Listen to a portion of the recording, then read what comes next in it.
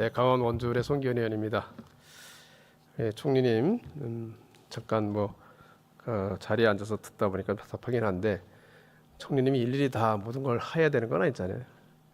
안 했다고 말을 안 했다 해서 소관하는 부처가 책임 있게 일을 안 하고 있는 것도 아니고 그렇죠. 그러니까 총리님은 그런 말씀을 하시고 싶은 말씀이었는데 그죠? 어떻게 생각하시면 저 정리해서 한번 말씀해 보십시오. 그 얘기를. 대통령의 명을 받아서 예. 행정부를 통할하고 그리고 그 가운데 필요한 사안들을 각각 적절한 단위에서 진행되게 하고 이렇게 하는 것이고요. 앞으로 부족함이 있으면 더 노력하겠습니다. 다만 외교안보와 관련된 사안 또 그것과 관련해서 신속하게 대응이 필요한 사안들은 통상적으로 또 그에 걸맞는 방식으로 진행되고 있다. 그리고 그와 관련한 메시지를 어떻게 처리할 것인가 하는 부분도 종합적으로 여러 가지를 감안해서 하고 있다. 이렇게 말씀드리고요. 제가 조금 더 노력할 부분이 있으면 그건 더 노력하도록 하겠습니다. 캄보디아 건에 대해서도 그 책임지고 있는 부처에서 신속하고 긴밀하게 책임 있게 잘 진행이 되고 있었고 그것도 총리님께서 다 보고를 통해서 알고 있었고 또 총리 직접 하지 않아도 된다는 것은 그런 경우도 있을 수 있다는 저는 생각하거든요. 네, 조지아와 캄보디아 네, 두 건 다 대통령실 또는 대통령님 그리고 총리실 또 저 이렇게 해서 다 인지하고 있는 사이에 종합적으로 대응되고 있었다 네, 하는 것을 저도 그렇게 이해를 하고 국민들이 있습니다. 아시고 결과가 나와 있기 때문에요. 예. 이건 이번에는 이제 지역 청년 일자리에 관련된 사업에 좀 말씀을 드리고 싶은데요. 부총리님하고 그다음에 우리 행안부 지금 차관님 나오셨는데 두 분께 같이 한번 말씀을 드리도록 하겠습니다. 이번 예산의 큰 특징 중에 하나로 지역 우선 말씀하셨고 그리고 또 하나 청년 시대에 관한 청년 일자리 문제도 말씀을 많이 하셨는데 2018년도에 문재인 정부 때 지역 주도형 청년 일자리 사업이라는 것을 시작을 했습니다. 이때도 이것이 이제 수도권 집중 때문에 나타나는 지역 청년 유출, 거기에 따른 지역 소멸 심화, 또 지역 청년 유출에 따라서 지역에 있는 기업은 고용하기가 어려운 그런 사정도 발생하는 이런 여러 문제에 대응하기 위해서 지역 주도형 청년 일자리 사업을 했었고 지역에서 청년을 고용하게 되면 거기에 따른 임금을 보조하는 내용도 있고 거기 정착을 하게 되면 정착하는 그런 것도 지원하고 인센티브를 주고요. 그다음에 또 기업에도 지원을 하게 되는 그래서 청년이 고용할 뿐 아니라 청년이 장기적으로 실제 계속해서 근무할 수 있도록 하고 근무하면서 또 거기에 정착할 수 있도록 하는 그런 사업이었단 말입니다. 근데 이게 2018년 시작돼 가지고 2001년도까지 1차 사업을 하고 다시 연장이 돼서 24년도까지 지속이 됐는데 이번엔 이 사업이 없어지고 지역 청년 일자리 플러스라는 사업으로 바뀌게 됐습니다. 근데 이 지역 주도형 청년 일자리 사업이 성과가 없었다고 하면 바꿀 수도 있고 그런데 실제로 2018년도에 11,000명 정도가 시작이 됐다가 21년도 3년 만에 33,000명이 넘게 돼서 3배 정도 늘어났고 또 고용이 유지되는 비율을 보니까 24년도를 기준으로 해서 79.9% 정도가 됩니다. 그러니까 지역에 정착하는 그러니까 지역에 전입해서 정착하는 그 참여자 비율을 봤더니 이것도 21년도에는 48.3%가 됐다가 24년도에는 64.6%가 되고 늘어났어요. 참여 기업도 물론 굉장히 2배 이상 증가하는 그런 결과도 있었고요.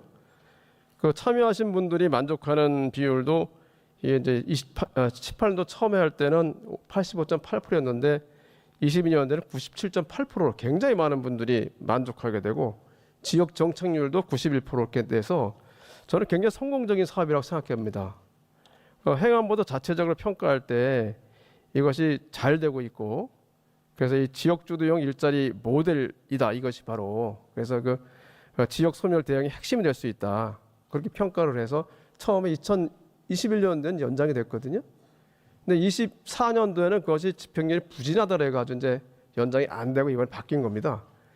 근데 저는 이 사업이 이 연장 2024년 연장이 안 된 것은 윤석열 정부 들어서면서 이 사업이 그 문재인 정부 때 사업이라는 이유로 해가지고 여기에다 예산을 대폭 삭감한 그 사업 분량 줄인 그런 원인 때문에 성과가 나지 않았다고 저는 생각하거든요. 최초의 예산 대비하면 마지막 2024년도 예산이 25년도 예산 같은 경우는 100억 단위로 줄었어요. 예, 최초 예산은 이게 얼마지? 2,396억이었거든요. 그것이 198억 원으로 줄었습니다. 예산을 이렇게 확 줄여놓고 해당되는 사업도 축소하다 보니까 결국은 여기 해당되는 성과가 나타날 수 없는 거잖아요.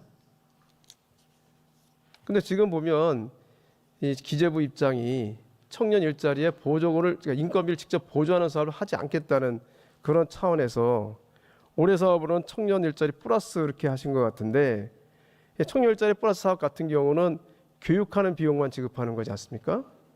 그러니까 4달이나 6달 정도의 단기간 동안에 직무교육을 시키고 그동안에 50만 원 정도의 50만 원의 그 보조 교육비를 보조한 형태로 하는 거거든요.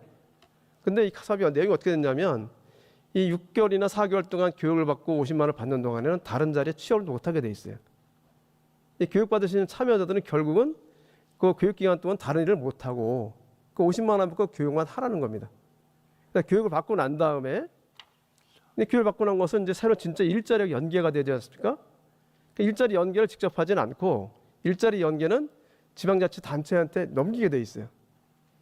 그러니까 그런 시스템은 안 돼. 근데 넘기는데 어떻게 넘길 건지에 대한 시스템은 아직 없습니다. 교육을 받게 하고 무조건 이제 지자체에 넘기는 형태로만 되어 있거든요. 그럼 이게 과연 성과를 낼 수 있겠느냐? 이런 문제가 좀 있습니다. 첫 번째는 정말 효과가 있었던 지역 주도형 일자리 사업이 없어진 게 문제인데, 윤석열 정부 때 이거 대신에 만든 사업이 청년 인턴 사업입니다. 중앙부처 청년 인턴 사업인데 이것이 그대로 그 중앙부처의 청년들을 몇 달 동안 인턴을 하게 하는 건데 실질적으로는 행정보조 사무 정도만 하게 하는 건데요. 그 실제로 무슨 실제 취업하고 연계되는 것도 아니고 또 하다 보니까 그 행정보조 사업만 하다 보니까 그 참여한 분들이 전체적으로 17% 정도가 중도에서 그만두고 뭐 국토부 같은 경우는 국토부 이제 국정감사 때 제가 말씀드렸는데 국토부 같은 경우는 30% 정도가 중도에 그만뒀어요. 그런데도 불구하고 처음에 100억 정도 예산이 됐다가 계속 늘어나가지고 나중에 작년도 그러니까 올해는 642억이 됐고 내년 예산에는 653억 원으로 또 10억이 늘어나가지고 들어가 있습니다. 그러니까 제가 볼 때 청년 인턴 사업이 과연 효과가 있을지 모르겠다 생각이 드는데 그래도 어쨌든 청년들께서 중앙부처 사무를 경험한다는 의미에서 굉장히 의미가 있다 싶은 생각이 들고 그런 점에서는 뭐 잘 진행이 돼야 된다 생각하고 그래서 그게 효과를 낼 수 있도록 좀 더 세밀하게 계획을 해야 된다 생각이 드는데 그거 말고 그 전에 정말 효과가 있었던 지역주도형 청년 일자리 사업 같은 취지의 사업이 없어지게 된 것이 굉장히 아쉽다는 말씀 드립니다. 그리고 지금 새로 만든 청년 일자리 플러스 사업은 제가 말씀드린 것처럼 교육만 받도록 하는 건데 이 사업은 고용노동부가 하고 있는 여러 가지 사업하고 비슷비슷합니다. 그거 좀 아시겠죠? 고용노동부에 어떤 사업이 있냐면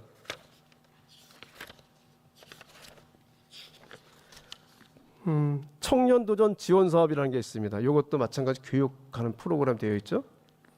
그다음에 고용노동부에서 하고 있는 국민취업지원제도라는 게 있습니다. 이것도 마찬가지로 구직 촉진수단과 함께 교육을 하도록 하는 겁니다.